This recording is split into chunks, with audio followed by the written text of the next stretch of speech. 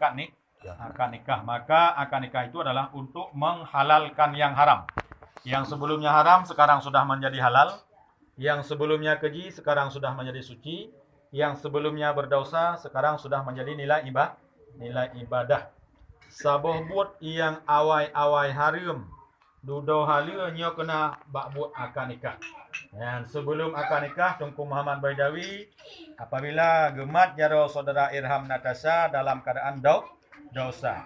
Tapi setelah akad nikah, Tunku Muhammad Baidawi gemat jaro Irham Natasha berubah menjadi pahala.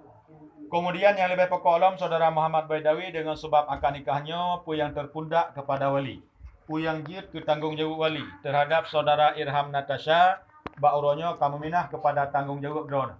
Tentunya tanggungjawab na dua boh. Yang pertama menyangkut dengan hablum minallah, yang kedua menyangkut dengan hablum minanas. Tentunya yang menyangkut dengan hablum minallah di antara lain yaitu rukun Islam yang 5.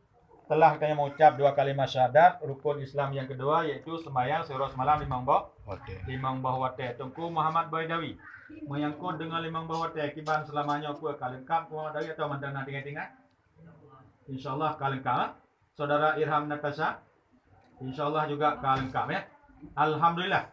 Ketika lintu baru dan darah baru, ketika kita kalen, tanya tentang sembahyang 5 bah wate, alhamdulillah kalengkap.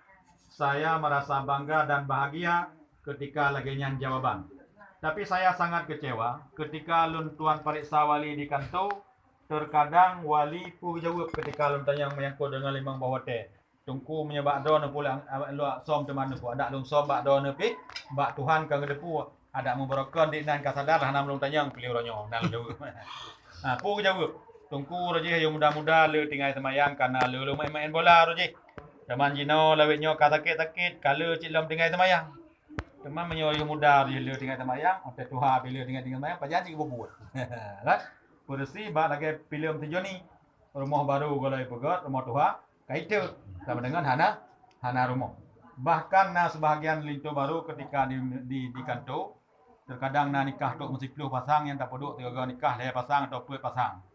Banda tanya mbak lintu pun kiban tungku mengko dengan 5 bah hotel, alhamdulillah tungku kalengkap kecuali subuh. Na istisna lah mak ujung kecuali subuh. Ladung jauh lintu insyaallah tungku kalengkap cuma yang na cik maghrib. Ya, ladung yang na maghrib. Jadi ban pe ke tanya ban pe ke ikut jamaah jawaban. Artinya mentang le tinggal ikut jamaah melasa tungku. Ikut jamaah tinggal